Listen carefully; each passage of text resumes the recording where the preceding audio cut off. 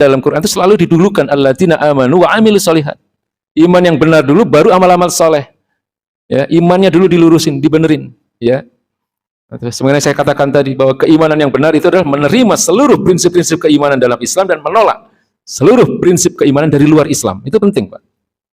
Meskipun hari ini orang yang menerapkan Islam itu bisa dikatakan tidak ada secara kafah, itu tidak ada. Ya. Tapi menolak itu bisa mengeluarkan seseorang dari Islam. Ya, menolak kebenaran Islam itu bisa mengeluarkan seseorang dari Islam. Ya, ini tentang kalimat syahadat tadi ya.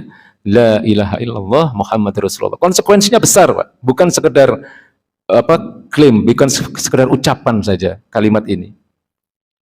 Ya, pertama keimanan yang utuh, yang kedua adalah ketundukan yang total. Nah, itu konsekuensi dari syahadat kita. Kemudian yang ketiga tentang ihsan tadi ya.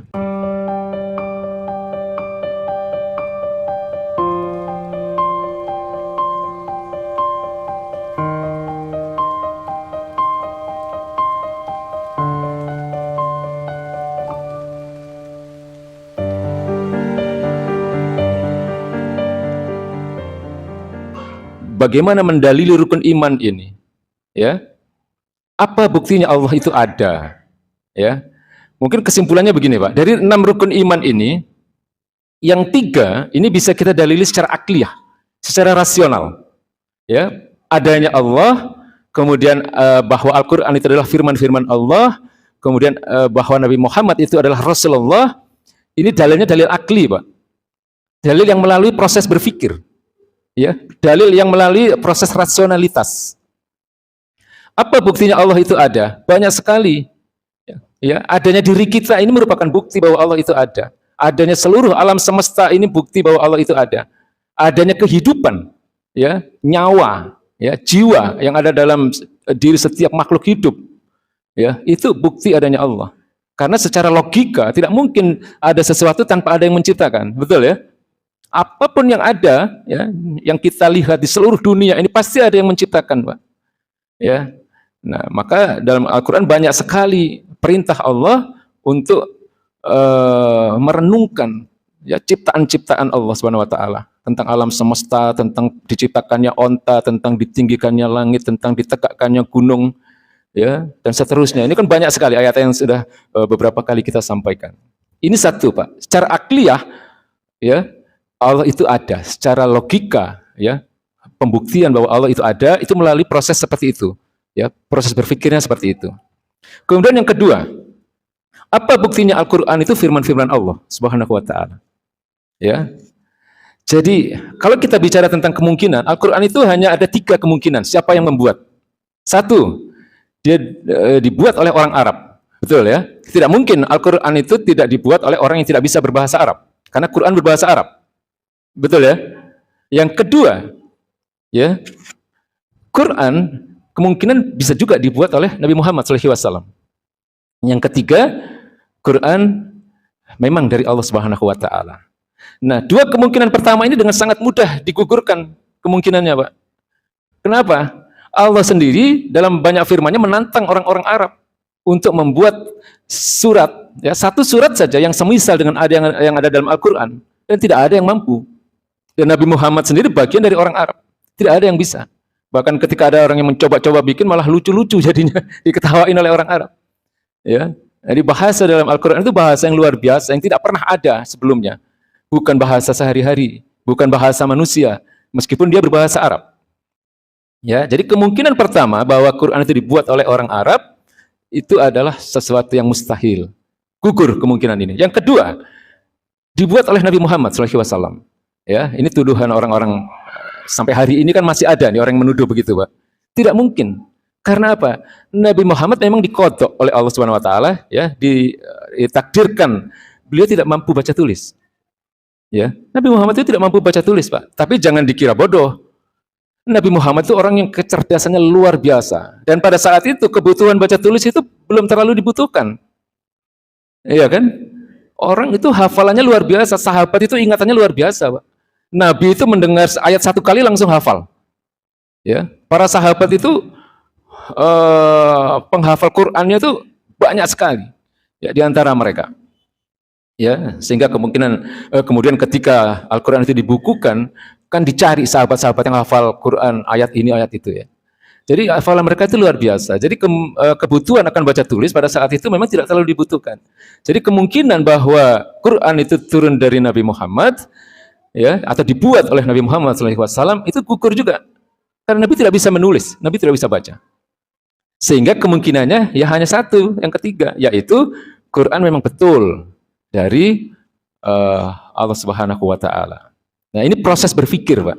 Ya, artinya thariqul iman, jalan menuju keimanan untuk mengimani Al-Qur'an adalah benar dari Allah Subhanahu wa taala.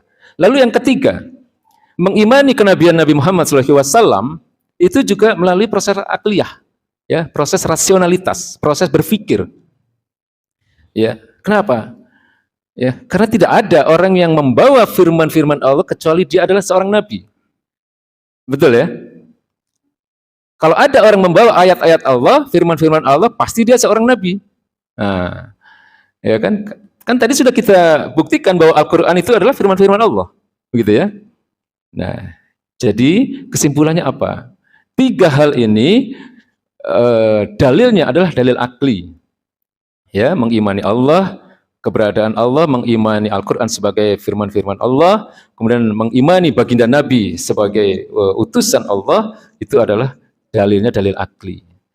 Nah, lalu ketika kita mengimani kitab-kitab yang lain, ketika kita mengimani nabi-nabi yang lain, ketika kita mengimani adanya hari kiamat, ketika kita mengimani al-qada wal qadar, nah ini semuanya menggunakan dalil nakli. Ya, menukil dari sumber dalil, yaitu dalil yang bersumber dari Al-Qur'anul Karim. Karena Al-Qur'an menginformasikan hal ini, ya, akan turunnya nabi-nabi sebelum Nabi Muhammad, akan turunnya kitab-kitab sebelum Al-Qur'an. Ini dijelaskan dalam Al-Qur'an. Nah, karena tadi dalam proses kita mengimani Al-Qur'an sudah meyakini bahwa ini adalah datang dari Allah dan kebenarannya adalah mutlak, maka apapun yang disampaikan oleh Allah dalam ayat-ayatnya, dalam Al-Qur'anul Karim, kita wajib mengimaninya. Ya, termasuk tadi adanya nabi-nabi sebelum Nabi Muhammad, kitab-kitab sebelumnya, malaikat, hari akhir, qada wal qadar dan seterusnya tadi. Jadi apapun hal-hal yang gaib yang disampaikan oleh Al-Qur'anul Karim, ya, harus kita imani. Apapun, Pak. Ya, kalau rukun iman itu kan hanya ada 6. Nah, tapi di dalam Al-Qur'an itu banyak sekali hal-hal yang gaib yang dijelaskan oleh Allah Subhanahu wa taala tentang keadaan surga nanti bagaimana, keadaan neraka nanti bagaimana. Ya, jadi ini tentang rukun iman yang 6 tadi. Ya, lalu yang kedua tentang rukun Islam. Ya, pasti kita sudah hafal semua. Ya, bahwa rukun Islam itu ada 5 tadi ya, syahadat, salat, zakat, puasa, haji. Nah, saya ingin memfokuskan tentang syahadat ini, Pak. Syahadat itu bukan sekedar ucapan sebenarnya. Syahadat itu bukan sekedar klaim. Ya, la ilaha illallah, ya, wa asyhadu anna Muhammadar Rasulullah. Asyhadu alla ilaha illallah wa asyhadu anna Muhammadar Rasulullah. Ya, memang kalau anak kecil ya atau mualaf ya, dia diperintahkan untuk membaca itu ya, untuk menghafal lah, katakanlah begitu ya. Tapi kalau kita yang sudah mukallaf, yang sudah lama memeluk Islam ini harus tahu konsekuensinya, Pak. Ya, konsekuensi dari kalimat la ilaha illallah Muhammad Rasulullah itu luas sekali. Yang pertama adalah mengimani seluruh apa yang menjadi prinsip-prinsip keimanan dalam Islam, dan yang kedua adalah menolak seluruh prinsip-prinsip keimanan dari luar Islam. Nah, ini berbahaya nih kalau hari ini, karena banyak sekali hari ini hal-hal yang terkait dengan akidah yang ditanamkan di tengah-tengah umat Islam. Ya, penipuan-penipuan akidah ini banyak sekali, Pak. Yang kedua, ya, konsekuensi dari syahadat ini adalah ketundukan yang total. Ya, ketundukan yang total. Kalau kita mengimani bahwa dan kita bersaksi, ya, bersumpah bahwa Allah itu adalah satu-satunya zat yang patut disembah, tidak ada yang lain. Tentu konsekuensinya adalah kita harus sami'na wa ata'na, ya, terhadap apapun yang ditetapkan oleh Allah Subhanahu wa taala. Ya, inna makana qaulal mu'minina idza du'u ila Allahi wa rasulihi liyahkuma bainahum ay yaqulu sami'na wa ata'na. Ya, wa ulaika humul muflihun. Jadi maksudnya sami'na wa ata'na ini dalam seluruh aspek kehidupan.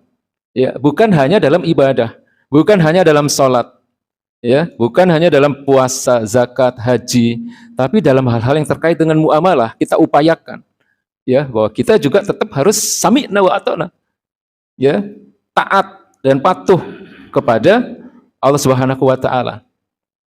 Ya, yang dalam hal ini Allah mewajibkan kita untuk mengikuti sunnah-sunnah Rasulullah SAW. Ya, artinya menjadikan sunnah-sunnah Rasulullah itu sebagai sumber hukum kedua setelah Al-Quran. Ini juga harus kita taati, harus kita patuhi, ya, semampu kita, ya, dalam seluruh aspek kehidupan. Ya, jadi ini konsekuensi keimanan kita, Pak. Jadi apapun yang diwajibkan oleh Allah dan Rasulnya, ya kita wajibkan. Apapun yang disunahkan oleh Allah dan Rasulnya, ya kita sunahkan. Ya, demikian seterusnya. Karena yang hari ini terjadi, ini manusia itu dengan lancangnya membolak-balik hukum Allah, Pak. Ya kan? Yang wajib jadi mubah, betul nggak? Ya, apa misalnya? Hijab misalnya. Hijab itu kan perempuan sekarang, mohon maaf ya, masih banyak yang menganggap bahwa hijab ini nggak wajib gitu ya. Boleh pakai, boleh tidak gitu kan. Kalau ada acara dipakai, kalau nggak ada acara dilepas gitu kan. Padahal menutup aurat ya, kecuali telapak tangan dan wajah, itu adalah wajib hukumnya. Siapa yang bilang? Allah Subhanahu wa taala. Ayat-ayatnya jelas. Ya, riba misalnya, Pak. Riba itu jelas keharamannya, ya. Ancamannya jelas, ya.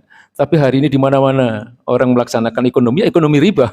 Gitu kan. Nah, ini terkait dengan nanti pertanggungjawaban kita di hadapan Allah Subhanahu wa taala. Melihat kondisi ini bagaimana? Ya. Jangan pernah bergeser dari keimanan kita, Pak.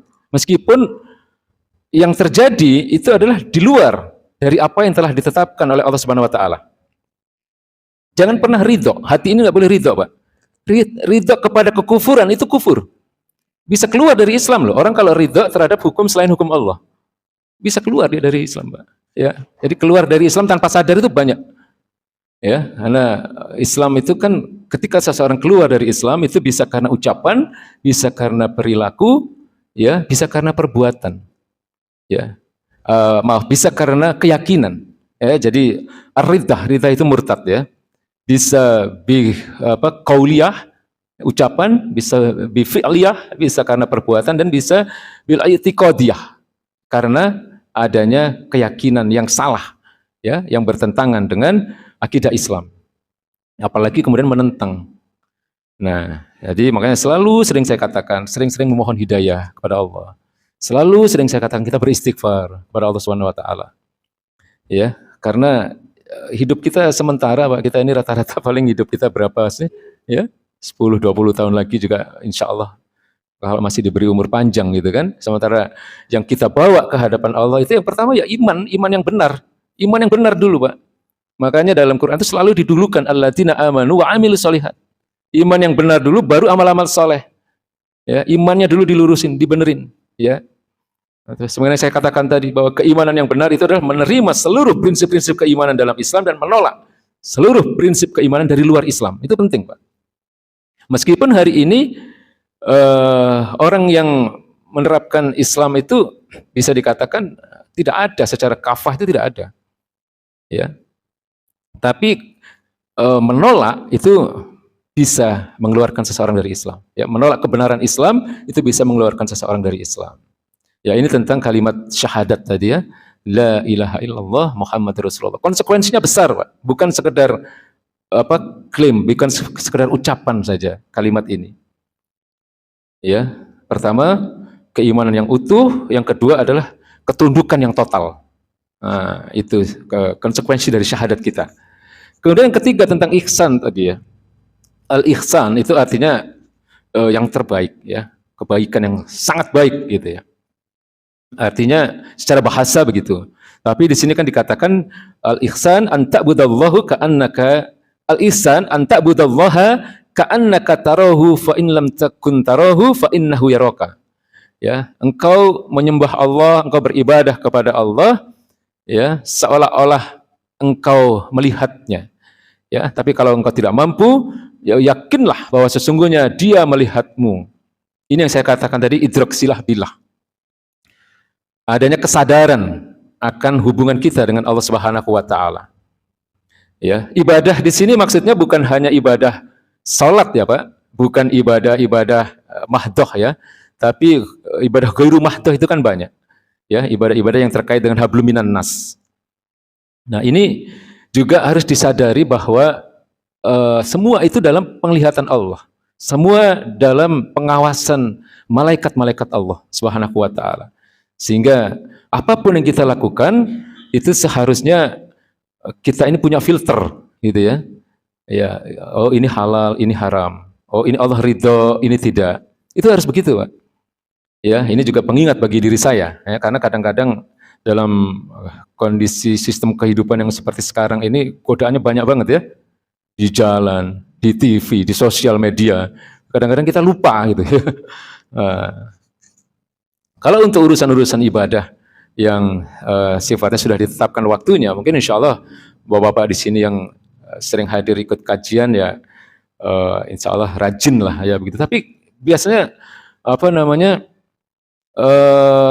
kesadaran kita itu bisa tergoda ya ketika kita bermuamalah, Pak. Ya, dalam bisnis misalnya, dalam bergaul ya, dalam ya ketika kita di rumah ada televisi dan seterusnya. Ini kadang-kadang bisa membawa kemudorotan ya, bisa mendatangkan dosa. Nah, disinilah kita pentingnya untuk adanya satu apa yang saya katakan tadi adalah idrak silah billah.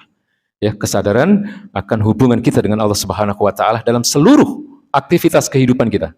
Ya, dalam seluruh aspek kehidupan, baik dalam hal yang sifatnya pribadi, ya, dan juga dalam hal yang sifatnya vertikal, ya, dalam hal ketika kita beribadah, ya, sadar bahwa kita ini sedang berinteraksi dengan Allah Subhanahu wa taala, dan juga dalam keadaan ketika kita bermuamalah, kita berinteraksi dengan sesama manusia.